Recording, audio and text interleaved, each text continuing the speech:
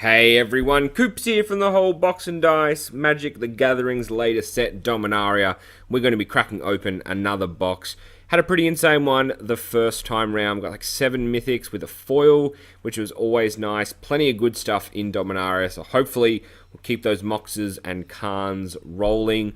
Doing heaps of awesome stuff with the channel at the moment. We have a playmat that we are giving away thanks to Good Games here in Australia, but we'll ship that one worldwide, so check that out. You just got to subscribe to their newsletter, show them some love on their social media platforms, plus check me out as well. Heaps of ways for entries, and it's this awesome Lotus with a whole bunch of dragons around it. It's art that they got commissioned just for the Dominaria pre-release weekend, so very, very cool stuff.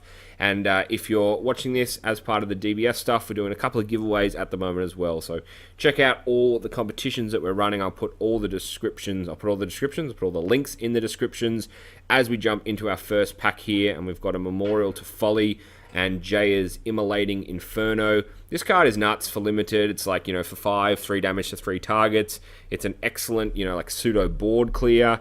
And Dominaria is a little bit of a slower set, but you do have really annoying stuff like Llanowar Elves and a couple of other annoying ramp or early value creatures that it's always nice to just clear off the board before they drop like a 2020 ape on you, and that's never fun. There was Llanowar Elves, and we got the first Eruption as our second rare, and back-to-back red rares in this one. I really like the Sagas. I think they can do a lot of work.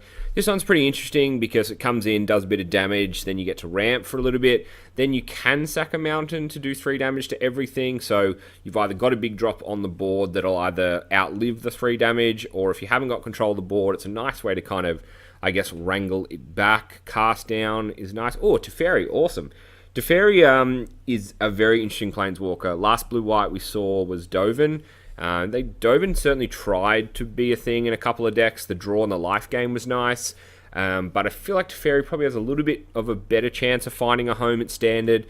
Does cost 5, so for a 5-cost planeswalker, you do want to be doing a lot on the turn that he comes down, but I think there's a lot of value from Teferi there as we get a Goblin. Oh, nice. Get the Chain Whirler there, the triple red, and I think Goblins are pretty close, and I don't think it's probably too crazy to suggest that they won't get some support in the core set. I feel like the standard kind of creatures, Goblins, Dragons, Elves, that kind of stuff, even Elves as well, could get a bit of love, I guess. Oh, back-to-back cast down, that's nice.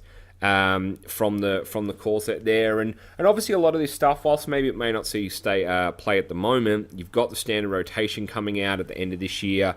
You lose 4 sets. Dominaria doesn't have a whole lot of removal. Ixalan's going to be your primary builds, unless the core set's like absolutely nuts, and that just kind of takes over everything. There's Still Leaf Champion. That's a very interesting card at the moment. Like, how does turn 1 Llanowar Elves, turn 2 Ronus, turn 3 Still Leaf feel, and Still Leaf obviously turns on Ronus. If you play Golter after that, like you're living many dreams, but like that's a pretty difficult board to deal with.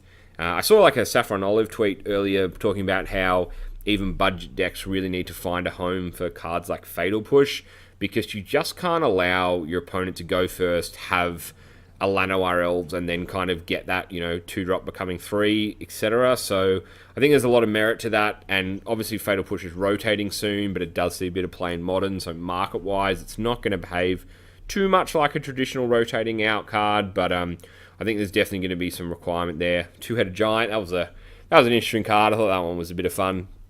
At pre-release, flip the coins. I wish because they put Two-Headed Giant in the set, they actually gave you a coin to flip. I know you can do like odds and evens with your life counter, but I just would have thought it would have been a little cool thing to put in just on the off chance there. As we get Demonic Vigor, Dampening Spear, that's a nice card, and Woodland Cemetery.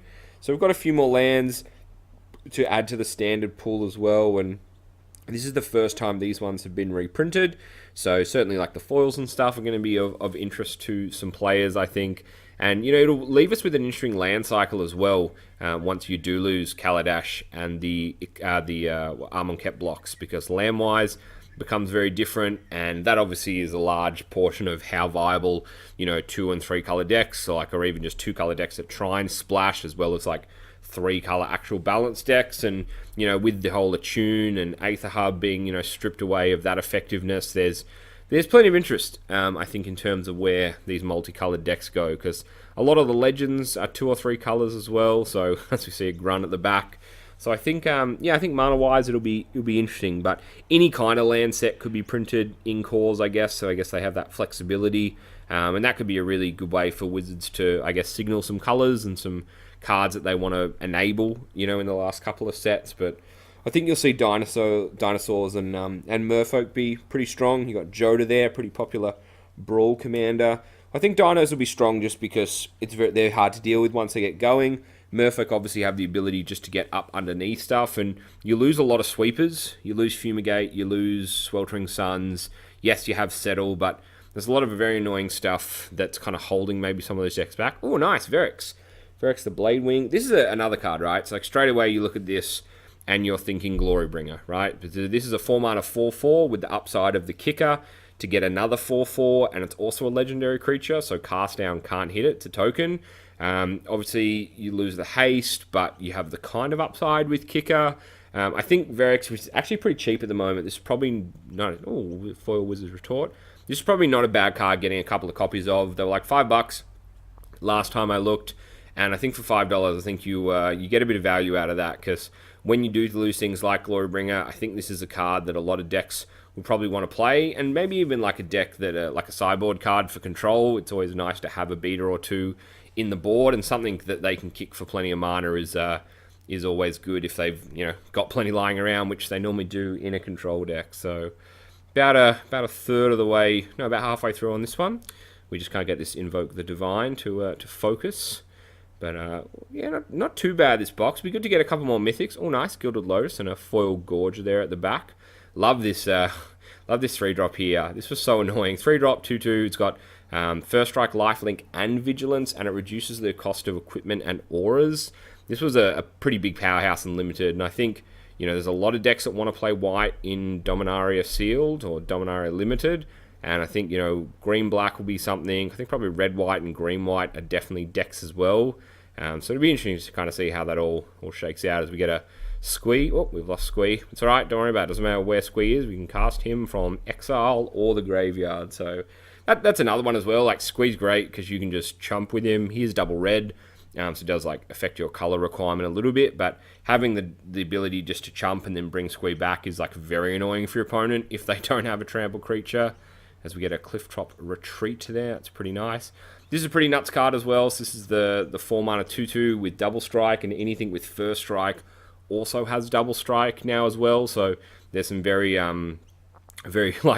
interesting interactions there where you're turning on a lot of the cards. There's the 2-drop 1/1 that has first strike as well, and there's a lot of ways to really kind of plus upside some of the cards that are already pretty solid with first strike. Oh, Lich's Mastery and the stupid flying cat thing. Oh, this thing wrecked me at pre-release. It's like a 6-mana 4/3 flyer. When it deals combat damage, you have to discard a card at random. Your opponent chooses a card and you discard it. And twice I had my win condition ripped on a 1 in 5, 1 in 6, and I was like, no, that is not good at all. Second Clifftop Retreat. That's you don't often get 2 of the same lands in a box. You don't often get 2 of the same rares in a box, but rare to get 2 of the same lands. It's interesting. But it would be nice to get another Mythic. I mean, we're sitting on our 2 at the moment. It's a little bit short of the 7 we opened in the last box. But I guess with the Mythic, with the Legend slot kind of thing, you do have that slightly greater chance of drawing a Mythic. I don't think it's going to be as good as Shadows and Eldritch, where you had the Transform slot and you had a couple of options there. But because what do you have? You had Ulrich. You also had Arlen.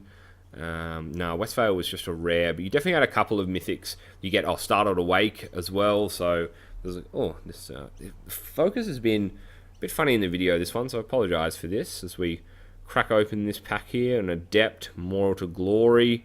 Oh, nice, Traxos.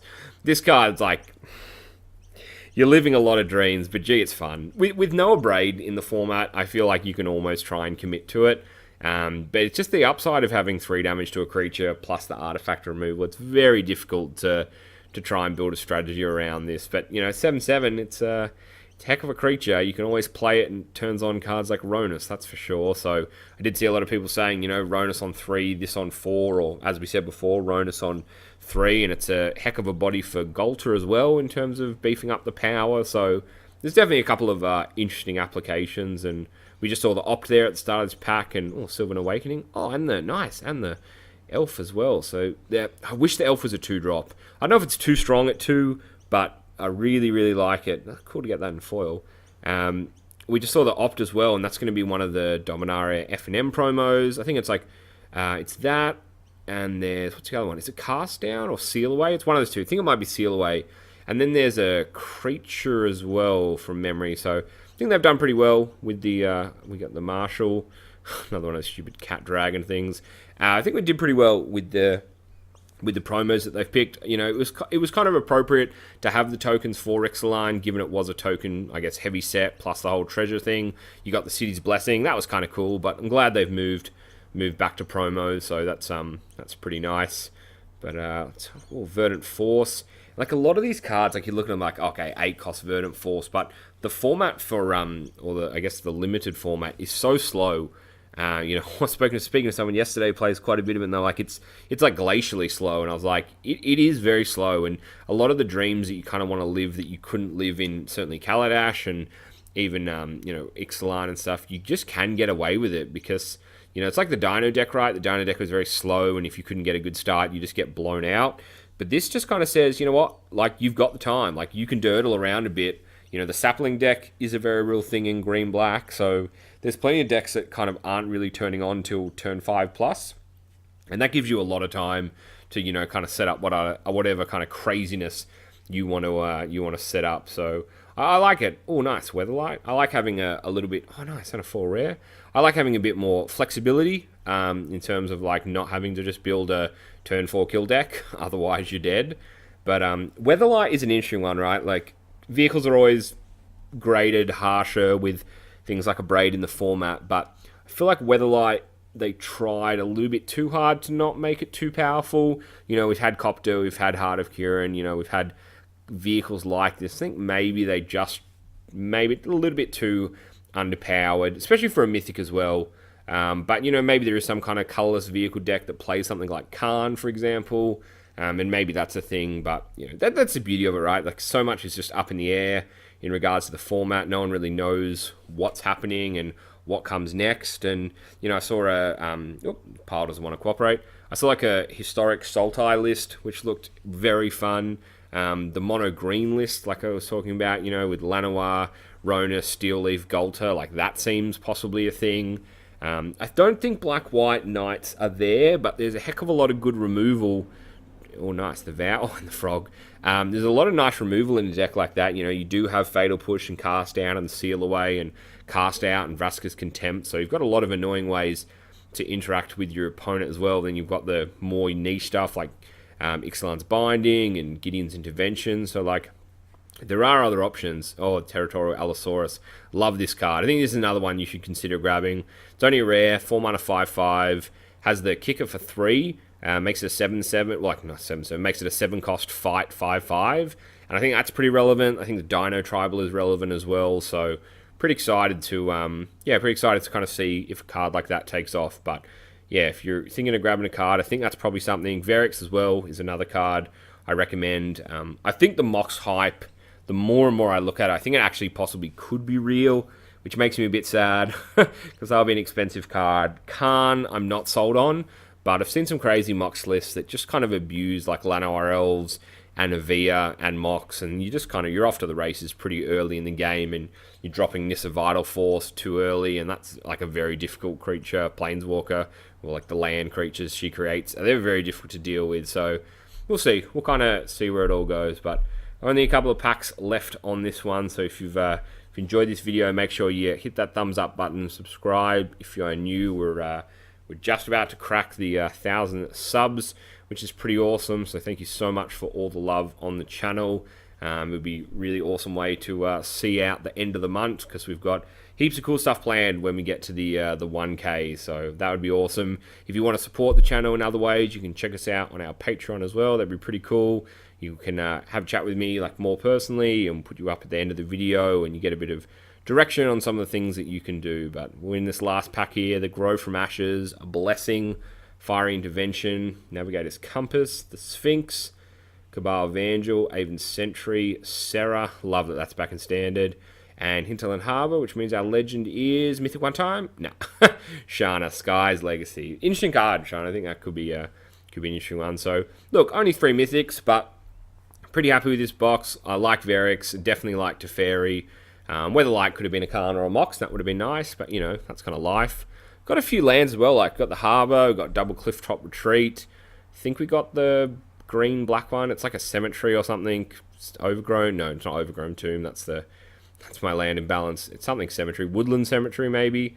Yes, Woodland Cemetery. 2-headed Giant, plus a Steel Leaf. So I feel like this is a pretty good box, all in all. And I really like the Legend new card frame. And I don't know when they reprint like Master Sets and stuff, if they're going to go back and give Legendary creatures that frame. I think it just adds a little bit of, just I guess, extra specialness to it kind of thing. And I like how they blend the colors as well. I think that's pretty neat. So look at the Mythics there. So yeah, all in all, I don't think too bad a box. We've got a few more to open, so I'll have those videos up shortly. But thank you so much for watching this one. My name is Coops. This is the whole box and dice. Peace.